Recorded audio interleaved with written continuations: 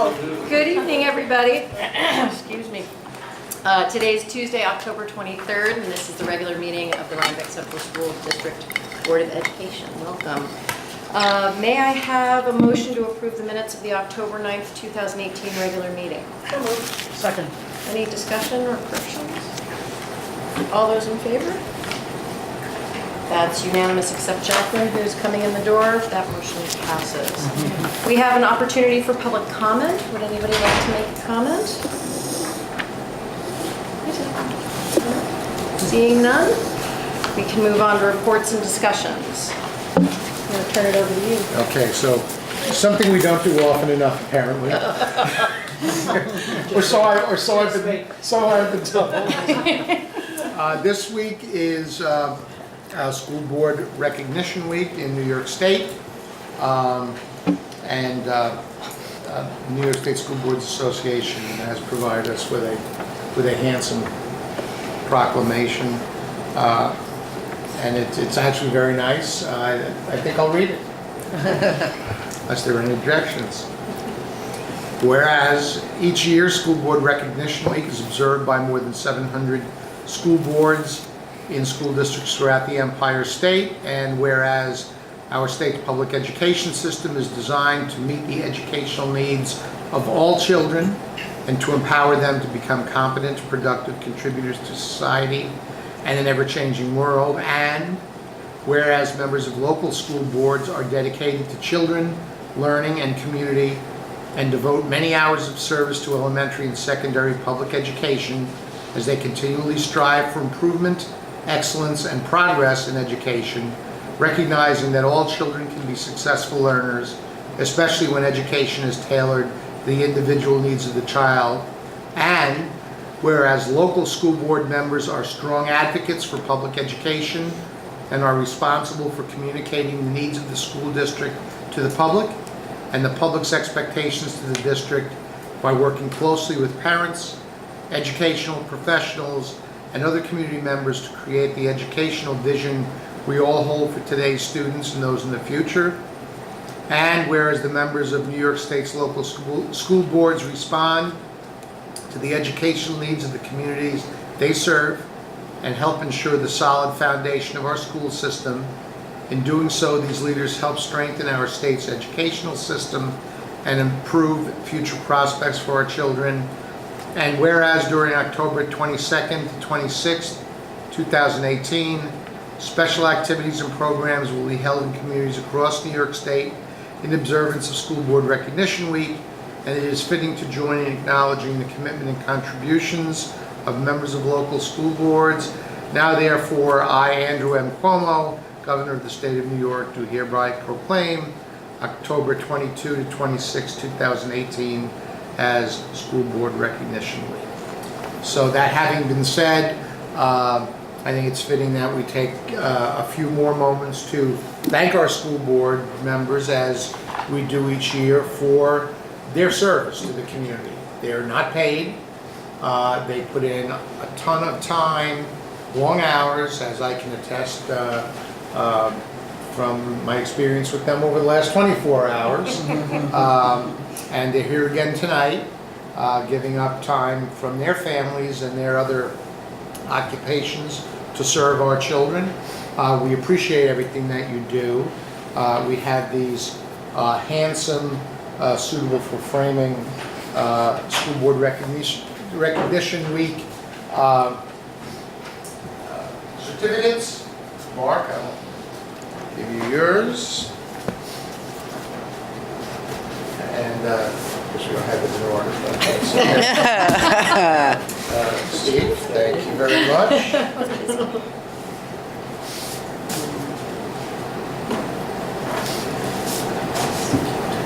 And then was grab no, that's not Lisa. It's not the last one. Lisa? Thank you. You're welcome. Do you draw names? Diane, thank you. Laura? Thank you. Liz? Oh, very kind. And Jacqueline? Thank you.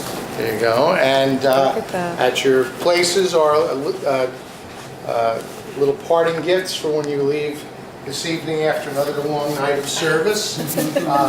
Sugar to carry you through, and something you all need way more than is in that bag for one another. So and none of these things need a prescription or anything else. But thank you for all you do for our kids. You're welcome. Thank you. Subscribe on sugar. That's right. All right, and we're going to move on to our annual independent auditors report. Welcome, gentlemen. Do you like to introduce? Do I need to stand there? Yeah, it would be good. We have Dave Gable and Joe Klump of EFPR, who performed our audit over the summertime. The main person, Joe Klemick, was unable to attend. In his place, Joe Klem is with us. And they will present, they've already presented to the audit committee prior to this meeting for, what, an hour and 15 minutes? Yeah. So we're not going to do an hour and 15 minutes now, but we're going to hit those highlights. And any comments for anybody from the audit committee who was there who may want to add something to it, please by all means. Your rights. Don't feel sorry for Mr. Kleinick. My partner is in Florida. Oh, jeez. Poor guy. Yeah, I was across the river.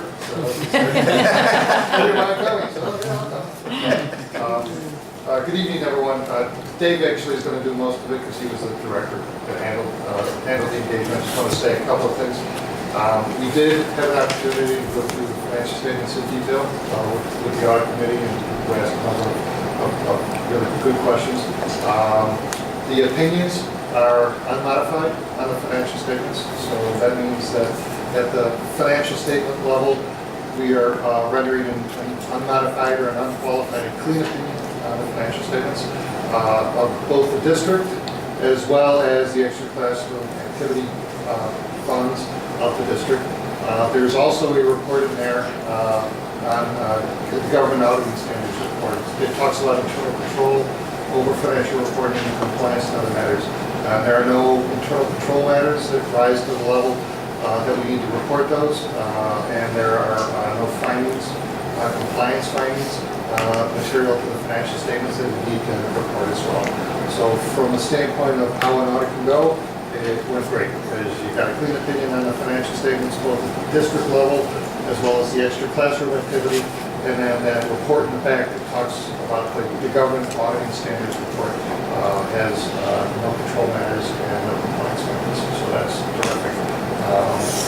From a numbers standpoint, which Dave will get into, just come from a top level standpoint, looking at the full accrual district-wide financial statements, you're going to see what every school district has seen. This year, the Government Accounting Standards Board required us to report this massive liability related to other post-employment benefits. So you're going to see net position that's six-figure in the hundreds of millions that's negative. That's really attributable to that long-term liability that we are required to report. I personally discount the government-wide financial statement and always look at the fund statements because they really tell us the picture. You operate the district on a fund basis. You do a budget for the general fund, and the real measure of how the district is doing is what the results of the general fund were. And this year, you were able to increase the fund balance in the general fund by $400,000 and get you back. You're getting closer, to that 4% unassigned fund balance that the New York State says that the school districts are allowed to have. Right now, you're about 2.2% of next year's budget. So we're getting closer. And so from an operational standpoint, if you look at the district-wide statements, it's easy to say, get alarmed and say, wow, that's a massive deficit. But really, you operate the district on a fund basis. You do a budget for each year. Each year stands alone, and each year has sufficient revenue to cover those expenditures for that year. The missing piece at the government-wide level is you've got this massive amount of liability that goes out multiples of years. for other post-employment benefits without any of the offsetting revenue sources, that will also go out that number of years that actually funds that liability. So I wouldn't be alarmed at the district-wide level focus on the funds, because I think that's really the important thing. Like I say, general fund increase this year, bottom line, $400,000. You're up to 2.2% unassigned fund balance, and that's positive. That is positive. It is still thin, and as you know, and it's there have been challenges to get it back up to that point. But, we've made significant progress. And the last thing I really want to say is the business office, and I'm not the engagement partner, but I was kind of the secondary review on this. I think I actually came out during the proposal process and met with you. But the district office, you got a super business office in place. We had basically minor adjustments. So you're not seeing numbers at the end of the year that have been adjusted and modified to a significant extent. We had reclasses, really in terms of putting things in different buckets. So from a board standpoint, I think it's important to point out, because that means that what you are seeing throughout the year is holding true at the end of the year. So you guys make a lot of important decisions that you need to make for the kids based on numbers that you get, and your business office is giving you good numbers throughout the year. And from our standpoint, they provided everything that we asked for when we asked for it. So I think we need to know you've got a good business office. Having said that, I'll let Dave do the numbers, and I'll sit down because I'm home. Yeah, as Joe said, I was out here for the audit, and it was my first year on this job, and everything went really smooth. And again, thanks to the business office for helping us with that. Just some highlights. Your general fund, the balance sheet, you had assets about $4.5 million. You had liabilities about $1.7 million. And if you take the 4.5, subtract the 1.7, you get the fund balance of 2.8. And in that fund balance, you had non-spendable funds of about $200,000. You had some restricted funds of about $800,000. And you had assigned fund balance of $1.1 million, and your unassigned fund balance of about $700,000. And that's your general fund. And that's where you do the business of the school through the general fund. Some of the highlights of the statement of revenue, expenditures, and changes in fund balances. Total revenues were about $31.7 million. Of that, real estate property taxes made up about $27.9 million of that. You had some state source revenue of about $3.5 million, and then other revenues of about $300,000. That totals to $31.7 million in revenues that you had in the general fund. Total expenditures this year were about $31.3 million. So that, subtract your expenses from the revenues, that leads you to the $400,000 increase in your general fund balance that Joe had mentioned, which is a nice thing to see in the general fund. It's an increase instead of a decrease. In those total expenditures, you had general support of about $3 million, instructional expenses of about $16 million, you had pupil transportation expenses of another $1.7 million. Big number, employee benefits. You had $8.8 million in expenses related to employee benefits. And then debt service and interest and principal payments of about $1.8 million. That makes up your $31.3 million of expenditures in the general fund. And again, bottom line, $400,000 positive number to add to your unrestricted funds that Joe mentioned. Now, if you flip that little one-page document over, this is where Joe said the district-wide statements. We don't want you to be alarmed, but your total assets and deferred outflows were about $40 million. Your total liabilities and deferred inflows, $155.7 million. Again, the majority of that is $132 million for other post-employment benefits. So, it looks bad, but it's not, because those numbers are going to be paid out, like Joe said, over the life of the employees that you have now. So 50 years from now, that liability is going to be paid, and you'll have those assets and revenues as the years go on to pay that liability. So in your assets, you have capital assets, net of depreciation. That's your hard assets, your buildings and equipment, so about $23.3 million. You had a net pension asset in the teacher's retirement system and some deferred outflows related to the employee's retirement system and the teacher's retirement system, about $8.8 million. In your liabilities, you had the other post-employment benefits and deferred inflows related to that of about $133 million. It's a huge number. And then that's an actuarial determined number. It's just what it is what it is. Net pension liability for the ERS and deferred inflows for ERS and TRS of about $3 million. Then you had some bonds and payable bond anticipation notes and some other, what was that, capital improvement note, about $13.3 million and $3.2 million respectively. So your net position was minus $115.6 million deficit. The big change in your OPEB liability this year was a result of the actuarial report and implementation of GASB 75. Your liability increased from the beginning of the year to the end of the year by about $5.4 million. Service costs were $3.1 million. Interest was $4.4 million. And now your benefit payments that you made for those other post-employment benefits were about $2.1 million. So that's really what you're looking at in yearly expense related to that huge number is about $2.1 million. Just some general comments, like Joe said, we had to record that long-term liability for the post-employment benefits, and it's about $133 million at the end of June. Joe can cover the report to the board. I didn't know if there's any questions on anything I said. Yeah, there were, we had no new management letter comments. Oh, yeah. So there was, basically we had, last year, our management letter had 2 comments, both of which are in the process of being resolved. So there was nothing new this year that we thought we should bring to your attention. And so, like I say, from an audit standpoint, the audit went about as good as you can expect. And the numbers are what the numbers are. I still go back and say, you've got a general fund that while it's has a fund balance that is thin is improving.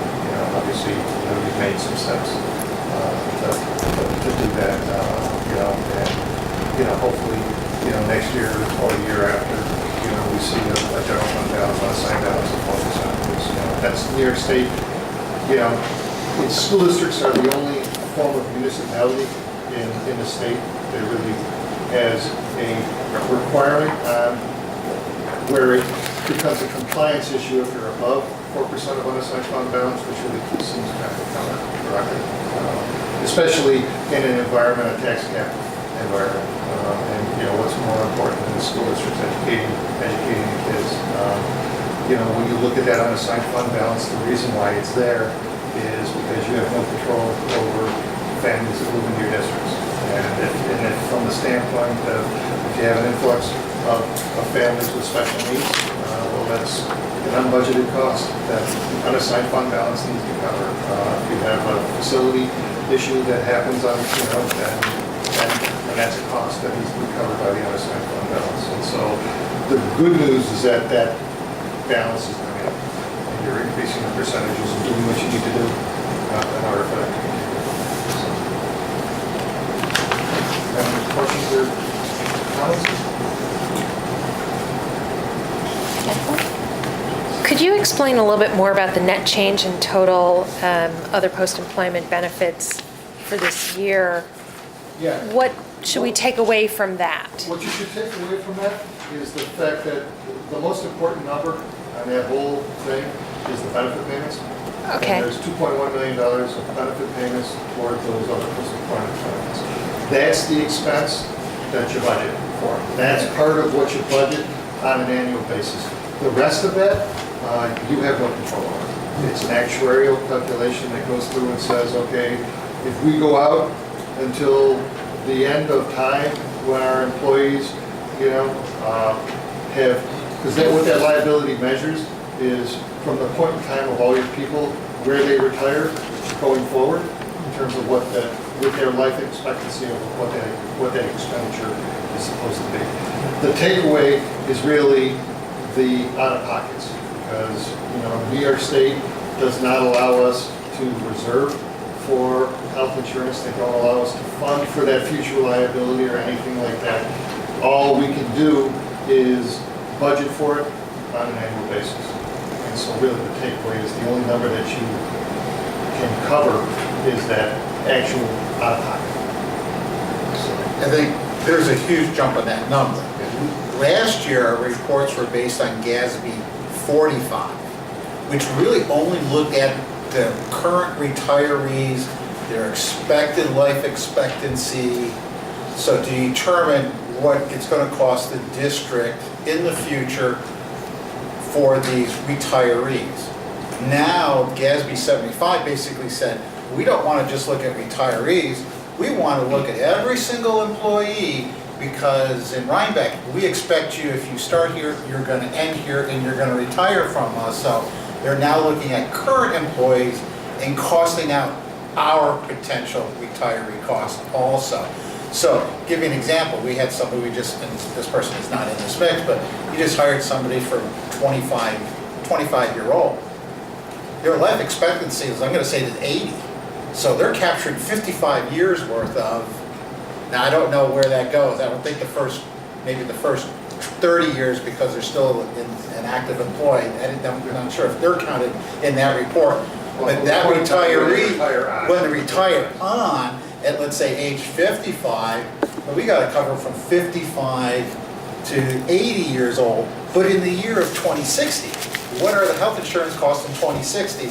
And they extrapolate that out and say, okay, well, the cost of health insurance in I'm going to say 40 years is $100,000, and well, that's our liability. That's what's making this number jump up from, like, I think it was 18 million last year to 132 million. And like I said, it's just a number. That wasn't the part I was asking about at all. Oh, okay. I was asking about the net change in total OPEB liability that was just for this year. Well, That didn't- that's the reason, because you're but- going from 45 to 75. You're comparing 45 to 75 too. Yeah, that change in OPEB liability, that service cost, that basically is measuring, as Tom was saying, that's part of that. The interest piece of that is because this is a liability that goes out over a massive period of time. In essence, they're deeming it kind of quasi-debt, and so there's an interest piece of that. And then the only offset to that is what we're actually paying toward it. So, like I say, my takeaway is that we, on an annual basis, our general fund budget covers what our pay-as-you-go expenses have to be, because we're not allowed to budget for anything above and beyond the pay-as-you-go expenses. We can't sit here and say, okay, well, we want to cover the pay-as-you-go expenses, and then on top of that, we want to start setting dollars aside to whittle this $130 million liability. New York State says, no, you can't do that. All you can do is continue to budget the pay-as-you-go. And, the New York Association of School Board Officials has been trying to get something through that says we can fund that other post-employment benefits, or do something, or at least allow us to reserve dollars for it, but thus far that's not happening. Like I say, when you look at the district-wide and say there's a $116 million deficit, the takeaway is that includes all of the liabilities going out without the revenue stream. That's also part of that funds that on an annual basis. Because you have to budget zero every year. And so in theory, your annual budget covers all those expenses, and the only thing that it doesn't include are things that happen out of your control, families moving in, something else happens, or for some other reason expenses are higher than we're expecting. So. Basically, big takeaway is $2.1 million of annual expenses. Thank you. Lisa, did you? No. Anybody else? Thank you very much, gentlemen. Have a safe trip back. Yes. Thanks, Dan.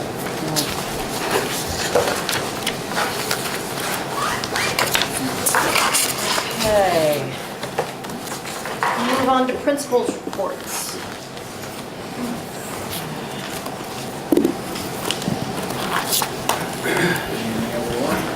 Happy School Board Appreciation Week. So a couple things, most recently, we've been waiting for quite a while. I had mentioned that our last report was coming up.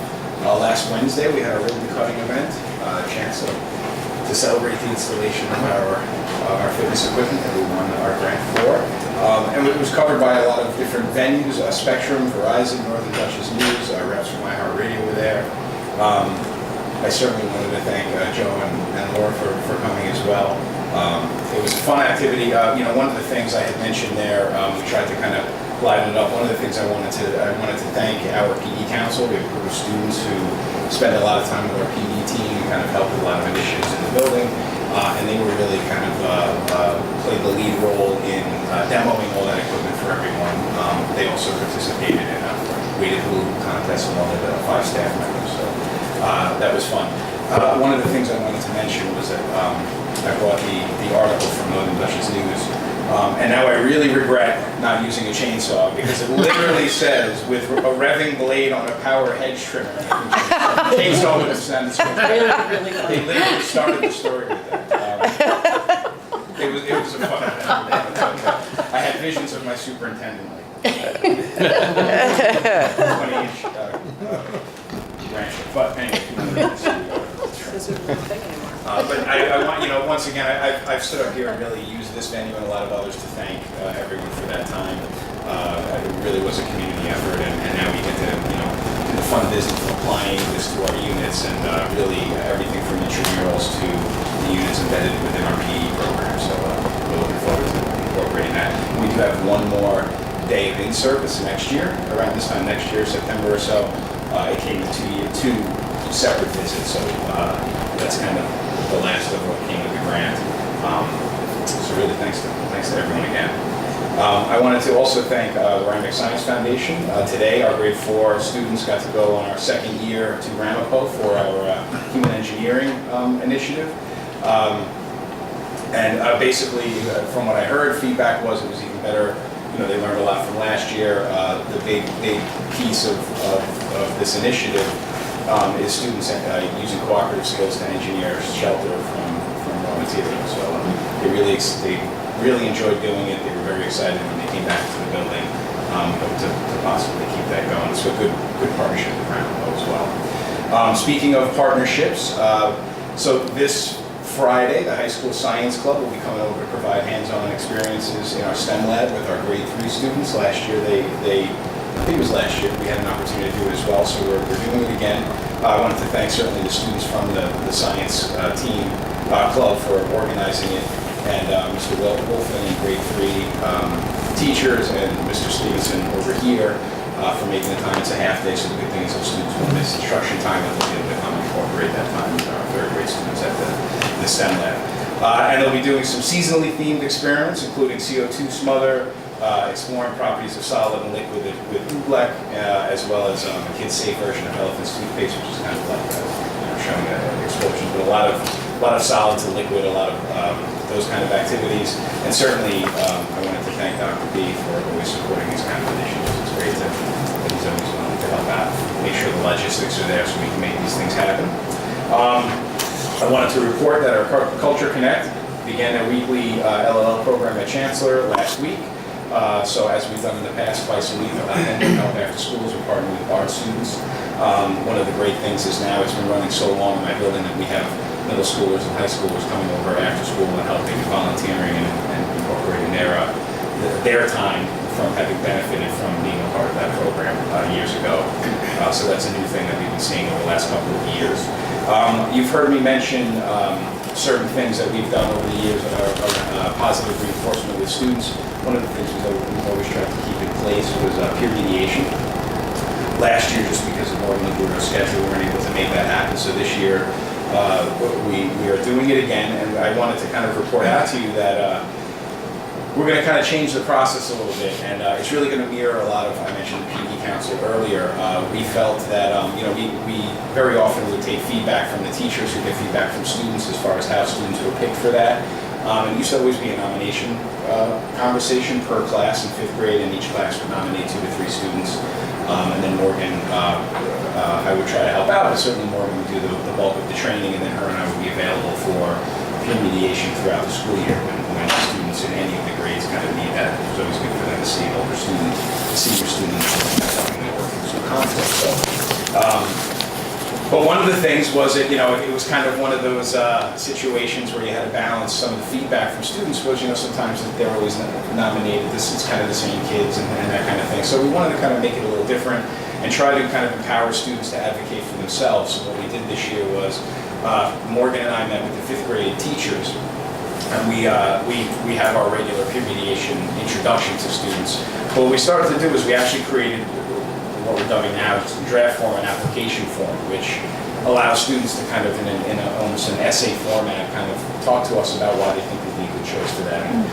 We kind of develop questions like, describe why you want to be a peer mediator. What conflicts do you think are most frequent around our school? One duty of a peer mediator is to keep confidential, information when you're talking mediation. You're not going to be specific, but why is that important? That kind of stuff. So we'll start there, and then ultimately, Morgan and I will work with the 5th grade teachers to put together kind of a list of students. We'll get feedback from teachers, hoping to kind of spread some of those things. The PE Council, the Safety Patrol, peer mediation. These are things that are historically provided to the older students in the building. We want to try to kind of spread that as much as possible. So that's just another thing I wanted to include in kind of our ongoing work towards one of your goals this year, and what has been in the past about social emotional learning. In addition to some of the PBIS and the positive behavior intervention that we've put in place in-house over the last couple of years, this is just another way to kind of have students working from a point of positivity, trying to help each other. Along those lines, just a BLPT update, we are going to start our Spirit Days again this year, so we'll have 4 Spirit Days throughout the year. Rita Shirt Day was a really popular one, so we kept that from years before. We're going to include Mix It Up Day, where you just kind of mix up clothes and try to wear something strange, I guess, during that day, wacky clothing. Rainbow Day, try to wear as many colors as possible, and then later in the year, towards Memorial Day, we'll have a patriotic day where we try to wear red, white, and blue. In addition, we're adding to our affirmations again, about those positivity pieces. You may remember me talking about the last 2 years we've been able to incorporate an affirmation box in the main office where staff, make notice of the student or students doing performing acts of kindness, and then we put kind of a sheet together. It's like a note from me, and I make a color copy of that note. And I read one every day with a loudspeaker when we do our pledge of allegiance. So one of the things we thought we could do is actually, because I've gotten, last year especially, a lot of us, but me specifically because I'm in the main office, I've had students come up and say, can I put something in that box? And of course they say, of course you can. And then we thought, one of our staff members had an idea that she wanted to bring to the table around bus driver appreciation. Well, those two things kind of combined in our conversation, and we felt it would be a nice idea to make an affirmation box for students out in the lobby, maybe greeter's desk or something, and then we could kind of start, collectively reading one on the loudspeaker in the morning. So rather than making those announcements longer than they need to be, we thought we could actually compile those. And one of them, we thought we'd have conversations with the students about, who you can put that in for, and we thought that would ultimately culminate in any bus drivers. Years ago when I first started, we used to do a bus driver appreciation breakfast the first couple of years where students put together thank you notes and we presented it to them and kept them for an hour or so after they dropped the students off. We thought this could be kind of a version of that. We maybe could publish or bind those kind of things together maybe sometime in February. So we're going to start that pretty soon. We'll be meeting again. About that meeting, our next meeting will be after our November 9th Superintendent Conference Day, where we are going to take some of this school climate survey feedback and do some planning with our respective staffs in the 3 buildings around action planning. So the hope is shortly after that, we'll have our next BLPT meeting, and that will allow us to kind of continue that work. So that's just 3 of the things that we're tackling this year through the planning team. And then upcoming events, tomorrow night actually we have our E&L parent meeting at 5:30 and our Title I AS open house shortly after that at 6:30. Both our chancellor. And that hosts all three events. Any questions for Mr. King? Thank you for all the fun. Yeah, that's great.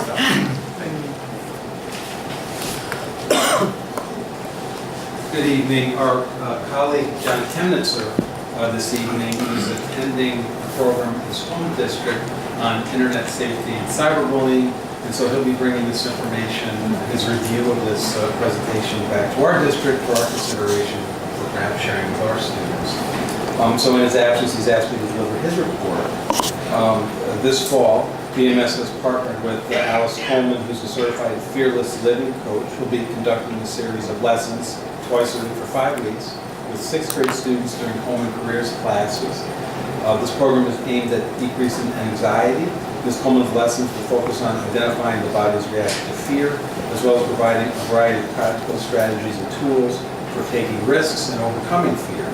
The program is being piloted through the school year as a new group of 6th grade students cycle through home and careers classes each quarter, and John will certainly update you on this program in future reports. Once again this year, the BMS Anthropology Club has been invited to work alongside Bard archaeology professor Dr. Lindner on an archaeological dig. Earlier this month, students spent the afternoon discovering and studying local Native American artifacts, and John looks forward to several more trips to the dig this fall and this spring. In other club news, the BMS Technology Club has redefined itself and expanded its scope to bring STEM activities to the middle school. Under the guidance of Mrs. Colville, high school mentors have taken on the responsibility of planning, designing, and delivering a weekly series of hands-on science activities. As a matter of fact, planned solely by one of the high school mentors, the club will host DCC biology professor Mark Condon, who will conduct the shark dissection for middle school students on November 13th. I've already marked my calendar for the shark dissection. In 8th grade ELA classes, students are currently reading the novel Inside Out and Back Again by Tanha Lee, while researching and learning about the universal experiences of refugees from conflicts in Afghanistan, Southeast Asia, Vietnam, Bosnia, and Iraq. Students will then write historical fiction, free verse poems that will be posted in a gallery exhibit held in early November. Last week, 6th grade students traveled to the Bronx Zoo. Students participated in a variety of activities connecting the day to each of the 4 content areas, as well as laying groundwork for upcoming Madagascar Day. And John is a very skillful writer. That's a great segue to the next topic, which is Madagascar Day. In partnership with Dr. Patricia Wright, we've created a sustainable half-day program in an effort to increase global awareness and provide students with a chance to interact with students their age half a world away. In 6th grade, students will watch Island of Lemurs, a documentary about Madagascar. They'll learn about the culture and biodiversity of Madagascar from high school students who are members of Culture Connect. They will learn about and sample traditional Malagasy food prepared by a local chef. They'll create many books about customs and holidays, and they'll learn about conservation and endangered species while viewing lemurs and hissing cockroaches up close thanks to 2x2. So I don't know how up close. In 7th grade, students will learn about Malagasy culture through storytelling, music, and theatrical performance. During a presentation by members of Zara Aina, they'll develop, produce, and perform a video representation of a Malagasy folktale. They'll learn about the art of Malagasy paper making, and they'll develop, produce, and perform Malagasy folktales through puppet shows for CLS kindergarten students. In 8th grade, students will work in 3 area preschools, teaching preschoolers about the culture of Madagascar. They'll visit the Baptist home, teaching residents basket weaving and playing Ankala, a traditional Malagasy game. They'll work with Vandenberg Caravan, learning Malagasy dance techniques, and they'll create a town scavenger hunt hiding lemurs in trees and stores that have QR codes linking back to the school's Madagascar website. So as you can tell, that's a lot of activity, a lot of great activity for all of our middle school students. In terms of upcoming events, the Title I and E&L parent meetings will take place tomorrow night. Next week, the circus comes to town for its 26th year. agenda reports. Once again, thanks to the PTSO 6th grade students, we'll be working with performers from the National Service Project in preparation for the performance Friday night at 6:30, and all are certainly invited. There will be an 8th grade parent information meeting November 7th at 7 p.m. And as you'll recall, John and I participate in that meeting along with Ms. Fountain and our high school guidance counselors to answer questions any 8th grade parents may have about the high school program for their students. The Veterans Day Assembly is on Thursday, November 8th. As we've done in the past, local veterans will be invited to attend a breakfast at 8:30, sponsored by the PTSO, with an assembly program beginning at 9:30. Final arrangements are still in progress. This year's keynote speaker will be a member of the National Guard who recently took part in the World War I centennial events held in France. Next month, 8th grade students will visit the FDR Library and tour the FDR home as well as Valkill. And finally, sponsored by the RHS Drama Club, plans are underway for the annual BMS RHS Talent Show, which will be held on November 28th. So that's BMS. I'll catch my breath. If you have any questions, I'll be happy to pass them on to John. Okay, no, that's not. So in high school, I'll start with an update regarding our building level planning team. As I think I mentioned in my last report, we've again instituted a day of service as planned for November 3rd. We'll have 2 activities. One will be focused on our memory garden here on campus. In addition, in partnership with the village and through the kind offices of Mayor Crawford, the students will also be able to participate in the tree planting in the village. So that's coming up on November 3rd. The building level planning team is also in the initial stages of discussing the community read. That would be a nice community building exercise to select the text that the community will read. Hoping, well, we're dreaming big at this point, hoping perhaps to be able to invite an author who in this book and speak to us as a culminating activity. And we're having the details at this point. We can't really decide what time of year we should institute a community reading. Some of our members are talking about the summertime, others it could be more meaningful during the school year or perhaps during vacation. So I look forward to giving you more details about that as they come into focus. In addition, I think, well, I know I mentioned that the BLPT has recommended a commencement date of June 29th, which would be customary and traditional for our school. And it's my plan to recommend that date, barring any input that would cause us to reconsider. So tentatively stating that we're looking at June 29th, 6 p.m. as our commencement exercises. In the academic realm, on November 2nd, our 9th grade students will be traveling to Bard to visit students and teachers from the Institute of Writing and Thinking for a day of writing workshop and performance. In addition, our seniors will be participating in a networking session that's entitled Info Chat, which is supported by the Rhinebeck Science Foundation. I'm happy to report that as I drop in on English classrooms, all of our classes, 9 through 12, are really skillfully using our technology, both our Chromebooks and our MacBooks, to assist with student writing and student composition. And I'll say as a non-practicing English teacher, I'm really impressed at the amount of feedback students can get on their written work, both from their teachers and from their peers, at the skill with which students can critique and give feedback on one another's work, share their work through the classroom. It's really quite amazing to me. Again, as a non-practicing English teacher, the kinds of feedback students can get and where they can take their writing. So I think we see some of that both in our student anthology, we see that in our student newspaper, about which I'll say a little bit more later. So it's really quite inspiring. In the science department, our students in the anatomy and kinesiology classes have recently completed a gallery walk on their projects. Their task was to demonstrate how muscles contract, both in terms of the chemistry involved and also the mechanics in the human body. In other science classes or engineering classes and principles of engineering, our students recently finished up their study of gears and gear ratios, and they're applying that knowledge and designing a miniature race car with which they'll compete against one another towards the end of this week. The only design constraints, as they explained to me, was that the cars have to go fast and they have to go straight. So we're looking forward to how that turns out. In computer science, students are learning using the MIT App Inventor to create their own apps. And in social studies, our 12th graders are learning about supply and demand graphs and inelastic and elastic graphs and curves. Our 10th graders are starting at another level. They're learning about Adam Smith and capitalism, and offering some critiques of his philosophy of economics.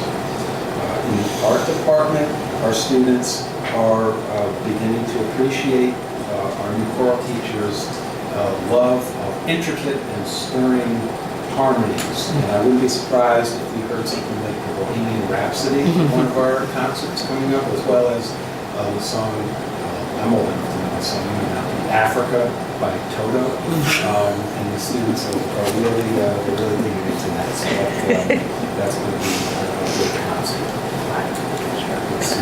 We've recently concluded, we will this week, our Dignity for All Students Act classes. Our student support service counselors. Mr. Doherty and I will drop into classes to review the Dignity for All Students Act to make sure students are aware of this act and its importance in school. Earlier in the year, we also conducted a class on our Title IX anti-discrimination policy. So those two sets of classes will be concluded this week. In our interscholastic athletic program, we're looking at two programs that are specifically designed for student athletes to give them the skills to recognize and participate in healthy relationships. We're hopeful that we will be able to start those programs in the winter sports season, failing that, we'll certainly look at the spring sports season. On earlier this month, 10/13, we administered the PSAT in the high school, and this gave cause for our guidance department and I to think about studying the possibility of administering the PSAT during the school day next year, Wednesday, and in doing so, offering the PSAT to both 10th graders and 11th graders. So that's an open question for us now. There are pros and cons, obviously, to that point, but I'm hoping to be able to make a recommendation to Mr. Family and to the Director of Curriculum Instruction by the end of this year. Very generally, in terms of offering the PSAT during the school day, when this was first made as a recommendation from the College Board, I thought it would be too disruptive to our operation. But the more I've read and the more I've shared and heard from our guidance council, it really ensures that this test is offered equitably to all of our students. Some of whom may not want to or have the means to, or not be able to afford a PSAT on Saturday. So in terms of equity, it seems like it would be a good idea. We recently had our open house. We distributed 160 schedules, so that's a little less than half of our students. We're thinking about, because of BLPT, perhaps a new format for next year. We want to flesh that out a little bit rather than having a big assembly in the lobby or in the auditorium. We wanted to use our technological capability to record remarks from me and remarks from a board trustee and other speakers who traditionally have spoken to our parents, and then share those remarks in kind of a homework, a home room setting in the first period, and project those remarks via the internet. So in that way, all parents will be able to start in the first period, we'll be able to communicate, and we will get a loss of time navigating between the first assembly and the first period.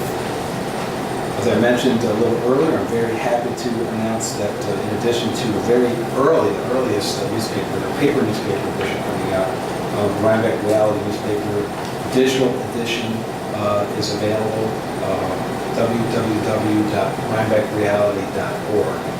If you haven't had a chance to look at that address, I encourage you to do so. It's really quite impressive. Let's see. And so looking ahead, our junior parent meeting will take place on November 1st, and our junior varsity and varsity winter athletic season begins on November 5th. Any questions? For Dr. Denny. These I might be able to answer.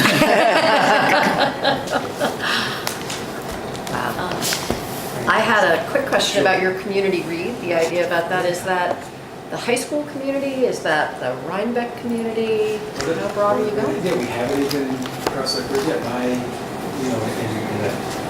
not really too for that, but my sense would be that would be the Rhinebeck community. So we want to, make a text that would, so it wasn't going to be restricted just to the high school. Or high school students. Thank you. Thanks. Thank you.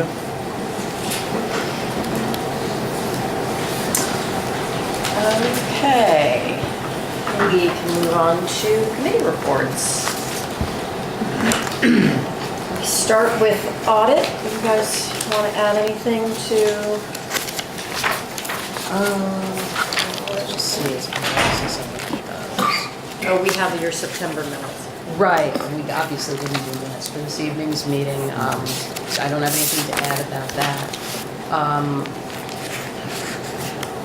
I mean, really, most of our meeting on the 27th of September was about the upcoming audit, and there's no reason to rehash all of that. I would just draw the attention of the board to a couple of other items in that report. We have New York State auditors doing an operational audit this year of the cafeteria functions. That's coming up.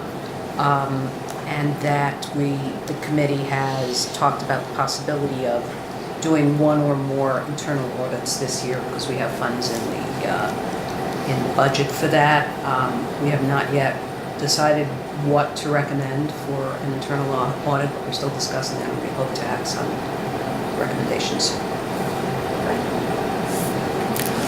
Any questions for audit? We'll move on to facilities. Okay, so we had quite a robust discussion at our meeting last week. So as you heard earlier, the project fit equipment was installed and the grand opening was held the day of our meeting. The phone system and key card system have been installed at both buildings. The phone system in Chancellor was put into operation this past Friday, and I haven't heard anything bad about it, so I'm assuming it's up and operating. To do it, we found some duplicate extensions and things of that nature, so there are some things that they're still working on, but it is operational. We discussed that there are some capabilities that the new phone system has that still need to be decided upon, what capabilities we're going to use and how to implement them. The project bidding process has been pushed back 2 weeks to allow the architects and legal counsel time to make changes to the bidding documents. The tentative timeline is here in the report for the bid process.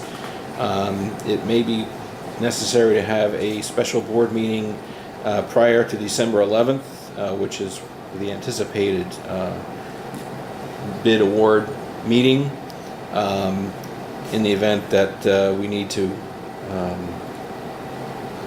give a part of the project to a certain contractor who may have other projects that they're bidding on, so we want to make sure we are able to use that contractor. We won't know until we open bids and such to who the contractors would be at that point, so just keep that on your radar that it might be necessary at some point to have a special meeting. We also discussed the building condition survey, which is required every 5 years by SED. Will be coming up in about 2 years, so we will have to put money in the budget for 2019-20 for the next BCS. Our next meeting will be November 28th, and we will discuss the bids, which will have been opened by then. Any questions? Yes. As far as cost on the building condition survey, what's that typically run? Oh, I'm trying to remember. It's been a little while, but I believe it was roughly about 10 grand. You get a wide range, probably from around 10 grand upwards to about 30 grand for it. A lot of times we do it by the square footage. And so I'm just writing myself a note to talk with Sheldon. We usually do go out to bid for that, and then we get them back.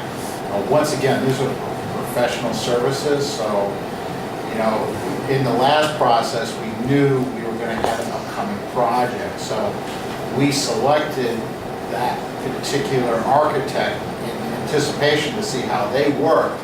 And if they worked out well, we would continue them on with the project we're under. That isn't the consideration this time.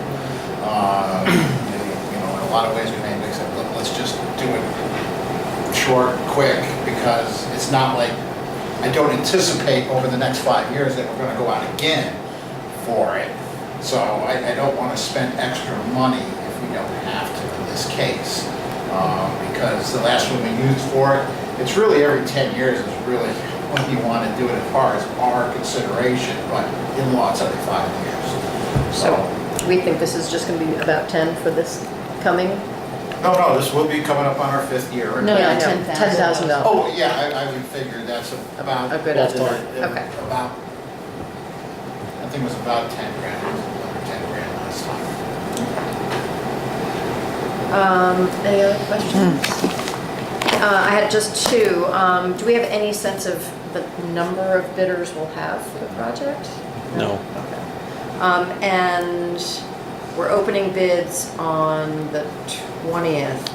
When are they going That out? may be changing up here. Okay, all right.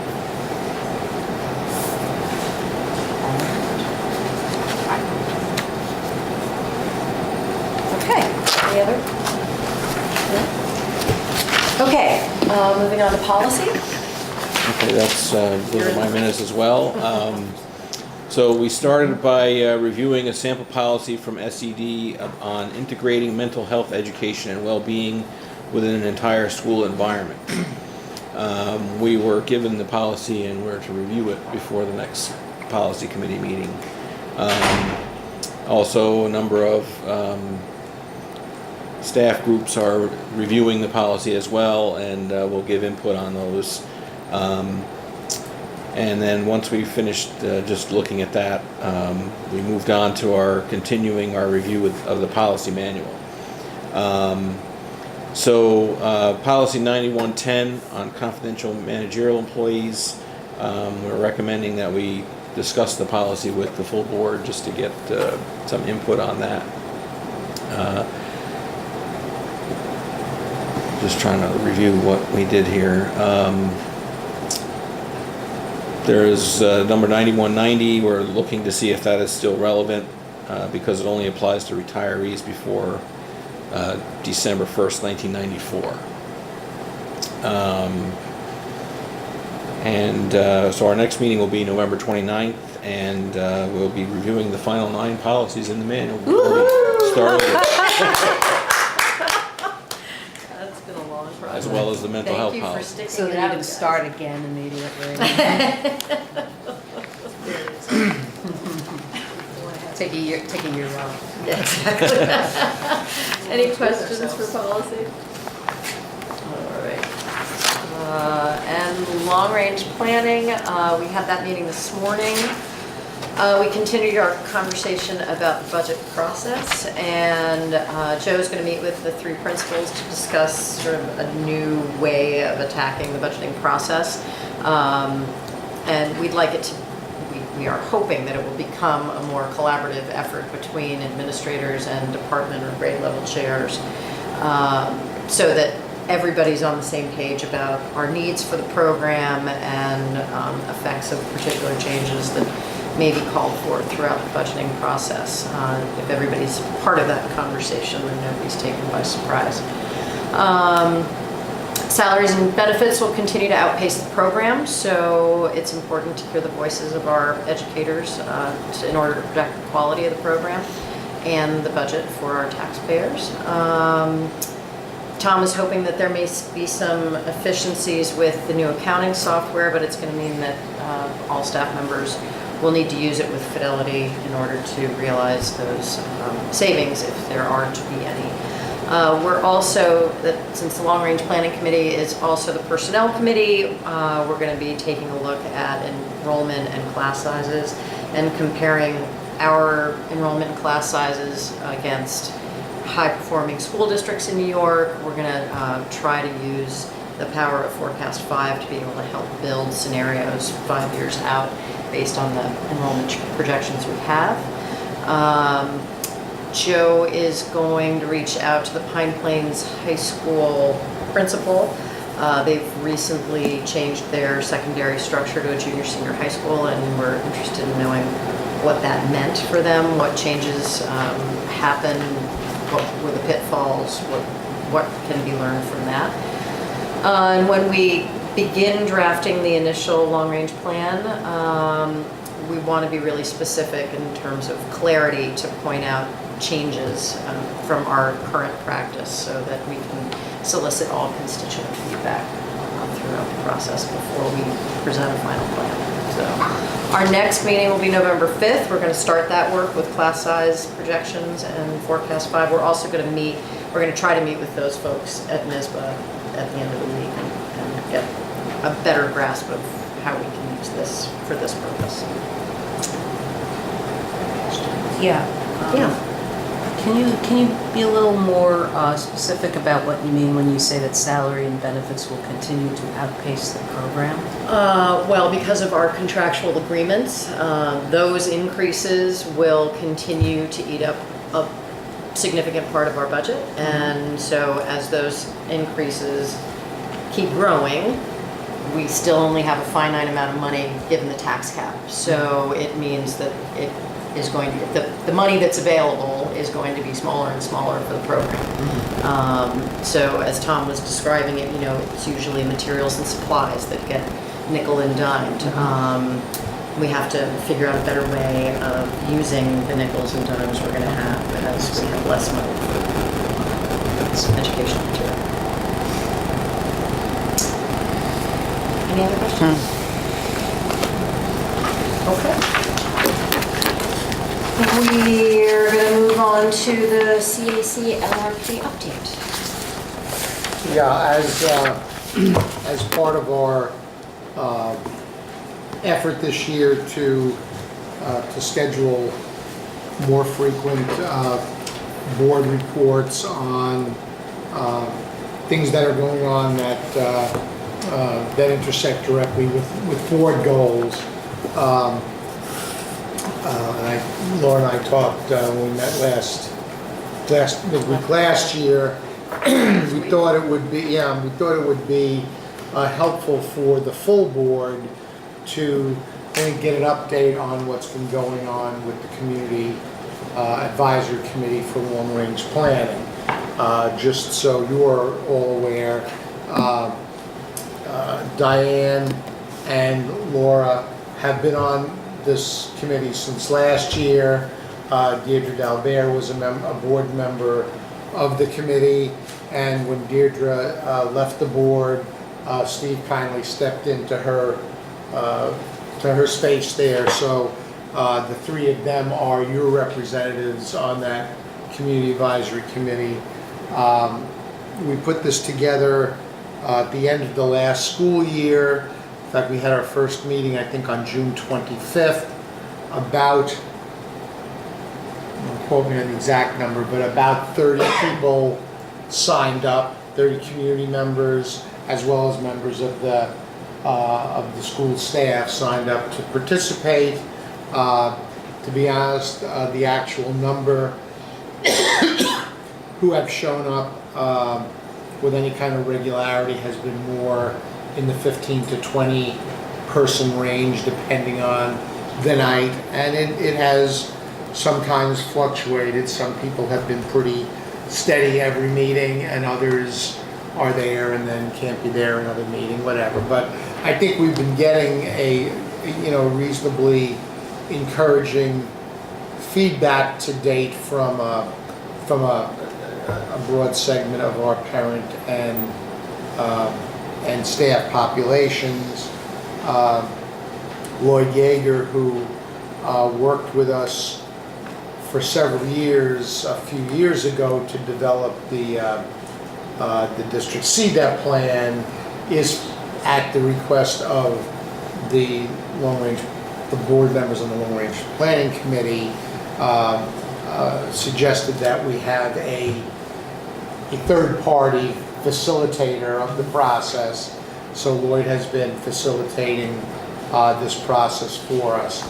As I said, we met first on June 25th, then we met again in September, September 17th, then for a third time on October 11th, with the idea that we would try to wrap up this entire process with 4 meetings. So we are scheduled to meet on November 15th. We are hoping that will be the last of the meetings. This was never envisioned to be a years-long or multi-years long process.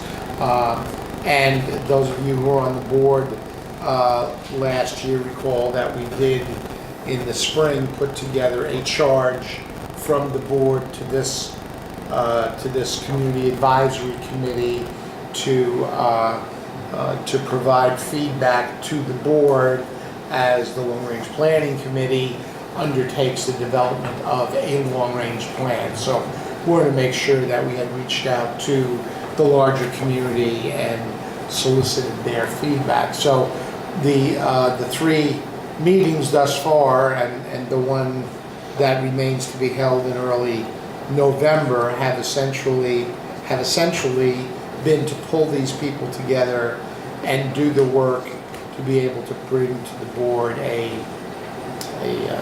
report as to things that they feel the board should consider in developing a long-range plan. When we met in June, it was kind of a get organized meeting, going over the process, starting to get some feedback, dividing people into small table groups of 4 or 5. And then when we met in September, we kind of narrowed the focus of the discussion and spent a good chunk of time talking about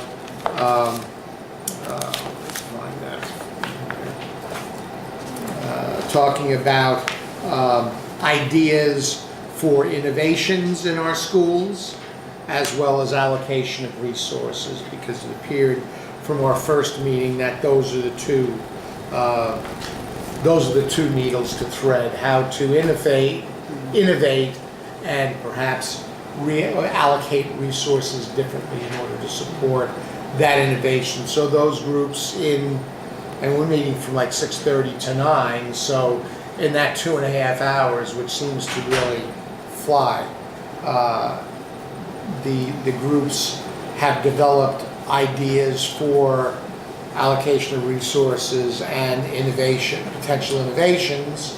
At our last meeting in October, we kind of we mixed up all the table groups so that there were people from each of the table groups from the previous meeting. So there were representatives at each table to go through all of these ideas on allocation of resources and innovations, and to try to pull some ideas together. And they provided us with some written feedback on their take on some of these ideas that came from different groups that they hadn't discussed from the meeting before. So we're scheduled to meet again on the 15th to see if we can bring that group together and try to build some kind of consensus amongst whoever shows up, 15 people, 20 people, 25 people, whatever, as to what items should go on the list of things that are brought to the board for their attention. It's not going to be a vote, it's not going to be a board vote, it's just these are the ideas that have emanated from this community advisory committee process. I guess it remains to be seen how we'll decide which items will make the final cut, or maybe there will be a unanimous list and an outlier list. Our intrepid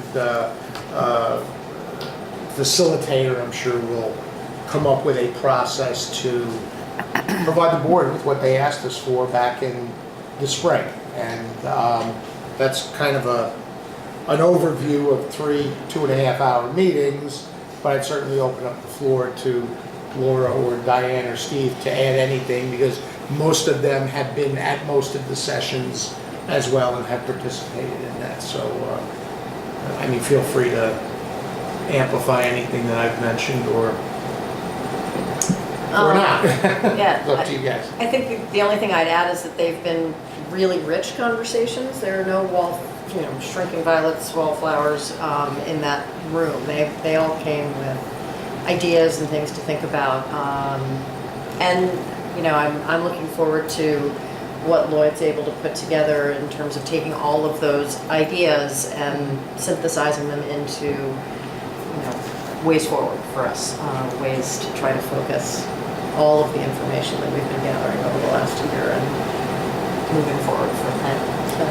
Is there a way that we could get that list prior to that meeting so we have a better sense of what we're walking into? I think it's Lloyd's intent.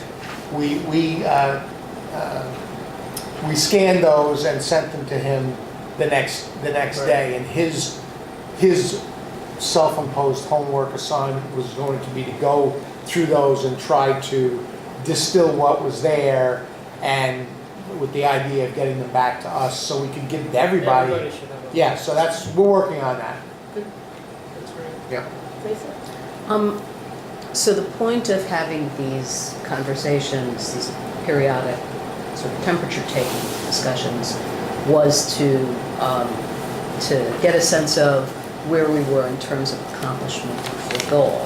So do the members of the committee have a sense of, whether we're on target to meet the goal, whether there are going to be any challenges that we didn't foresee towards meeting the goal?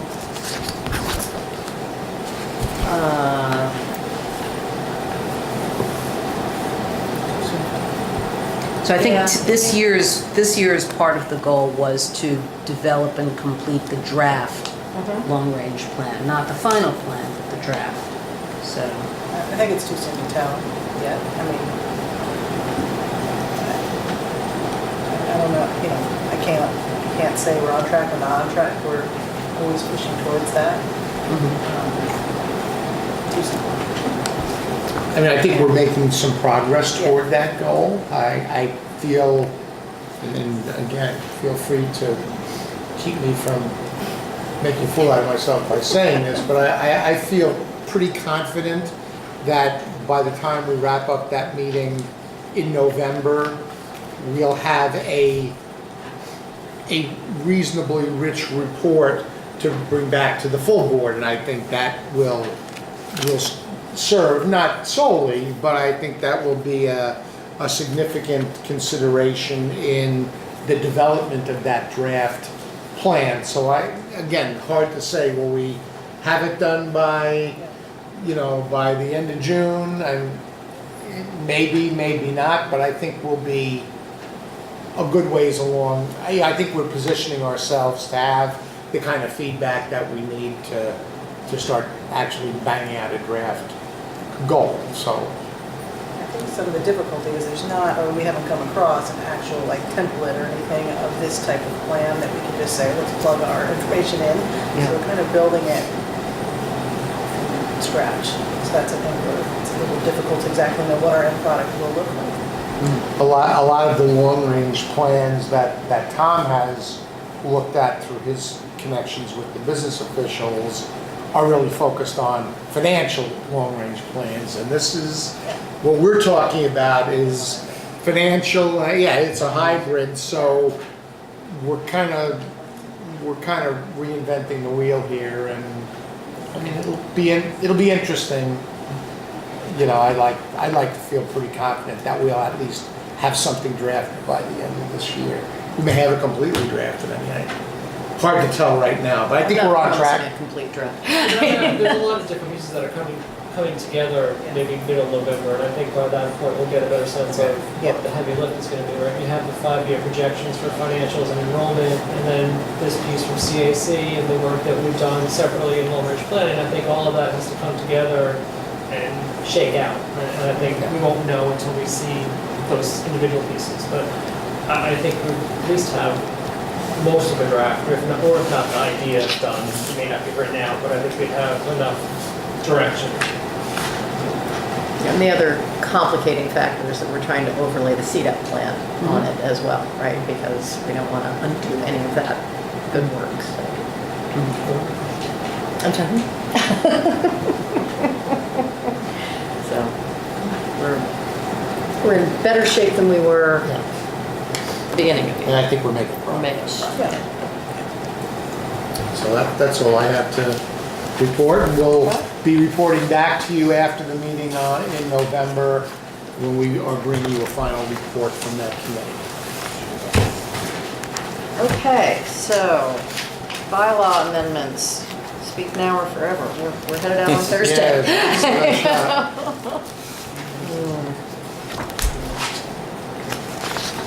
So Mark, you had asked us at our last meeting to consider a number of these amendments. Yeah, I think the major one is the Resolution 3. Which is, I mean, I'm happy to vote my conscience depending on how the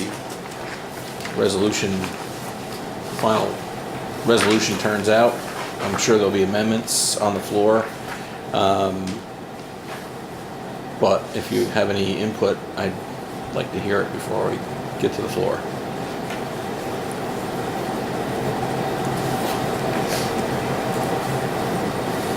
Anyone have any thoughts?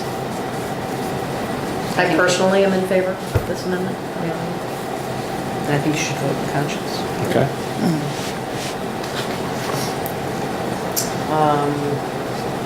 Did you have a question about Resolution 4 also? Okay, I'll go back to the... Earlier start to the instructional year? Yeah, I mean, I really just wanted to put that on your radar because there's been discussion from time to time about that, but I don't want to form an opinion without, input. Hearing, yeah. I think there are also some proposed amendments on this, right? So it Right. seems as though, listening to that conversation, that, again, voting your conscience, I think you know us all well enough in the conversations that have happened in the last bunch of years.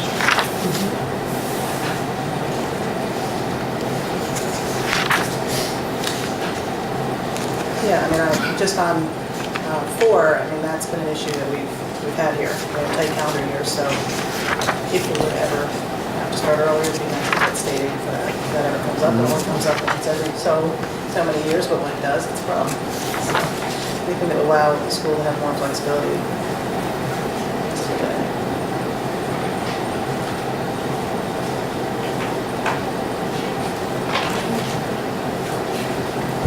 Anybody have any other questions, concerns about any of these resolutions? Okay. Good luck. All right. We move on now to good news. Does anybody have any good news to share? Diane? 2, I think 2, yes. Our boys soccer team was in the first sectional game today. Yes. Pouring rain, that's good news. Handily? Yes, yes. And the second thing, because sometimes we're quick to point out what our lawmakers don't do for us, as Joe put in our packet, that we did get some money that was made possible with the support of Dee Dee Barrett and Kevin Cahill. So we'd like to thank them for any help they did to get any amount of school money to our schools. So I think that's good news. Very good news. Any other good news? I have good news. Yes. The girls' varsity volleyball team made sectionals. Nice. So dates to be announced, but that was a first. So I think kudos to the coach that were hired out of the teachers union. So Great. yeah, exciting news. That's exciting. Anyone else? Okay. We have old business. Do we weigh in on the dates when you asked us about Yeah. for our training? Oh, Training days. well, if you- Christmas sexual approximation. Well, Is this, I Oh, was. is this Joe's Sexual thing? harassment training. Yeah, I had suggested one of the 3 board meetings that we had between now and the holiday break as, possibilities coming in at, 5:30, 5:45 or whatever, and then running up to the start of our 7 o'clock meeting start. So I would really prefer not to impose on Marvin by having him have to do it multiple times. So I'd like to get a date that everybody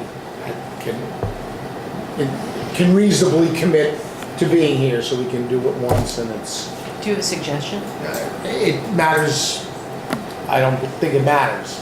My suggestion is whatever day all 7 of you can be here at 5:45 on one of the 3 main board meeting dates. I don't really think it matters.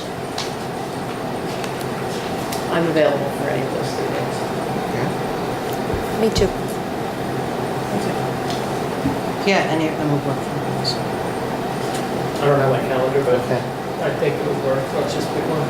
Okay, and that's fine. I'll talk to Marvin and say, your pleasure. And if somebody's got a problem, then we'll have to come up with a different date. Oh, okay.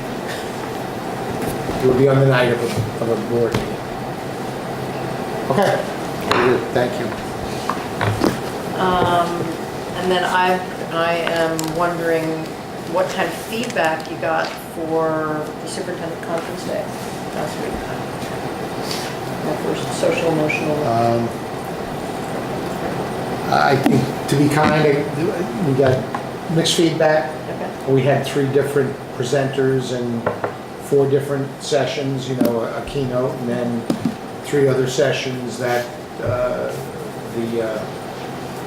the staff by building went through those. I think, not surprisingly, fortunate when it happens, but some of the presenters were better received than others. So, we've got feedback sheets from the staff that I know Marvin has either already gone through or is in the process of going through, and we'll use that feedback to determine what we're going to do,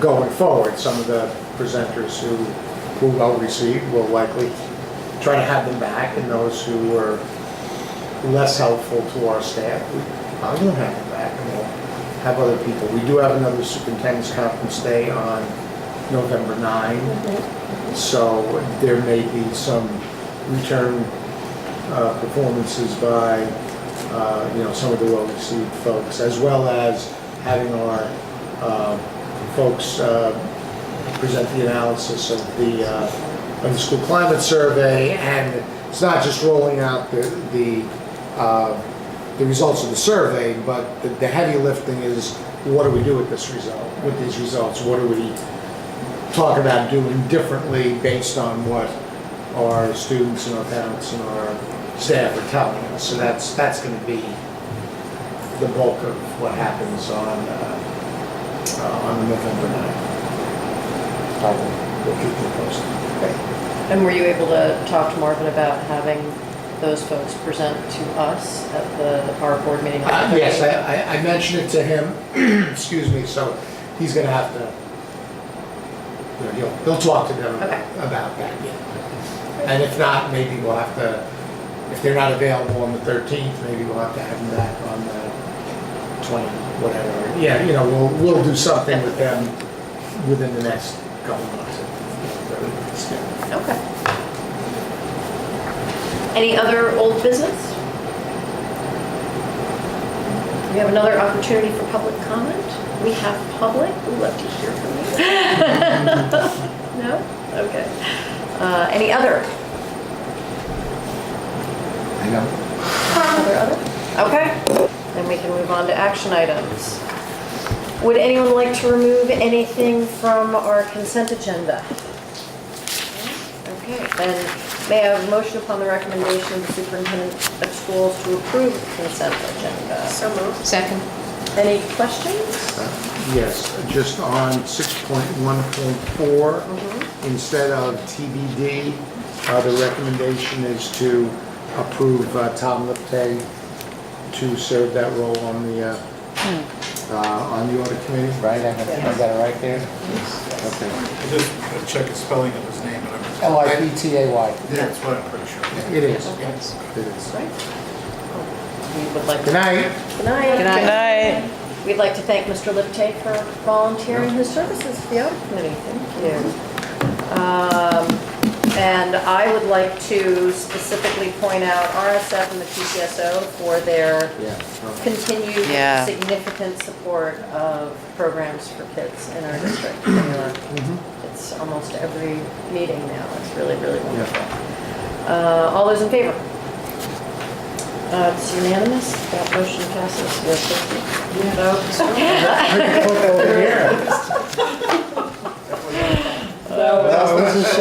a consent agenda. It's so full. May I have a motion upon the recommendation of the superintendent of schools to accept the independent auditor's report for the 2017-18 school year? So moved. Second. Any questions? Thank our auditors for coming to make the presentation today. All those in favor? That's unanimous. That motion passes.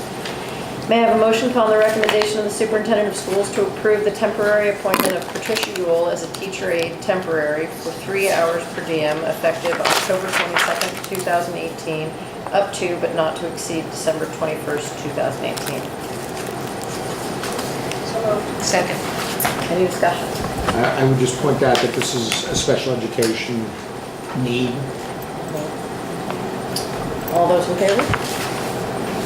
That is unanimous. That motion passes. May I have a motion upon the recommendation of the superintendent of schools to approve a further modification of the appointment of Ellen Twomey Landivar as a long-term substitute in the position of special education teacher at the Chancellor Livingston Elementary School, effective September 4th, 2018, previously until October 29th, 2018, and thereafter through November 16th, 2018, now to be further extended through December 21st, 2018, at the pleasure of the board, at Step 1MA, $60,225 prorated, in accordance with the RTA salary schedule for 2018-19.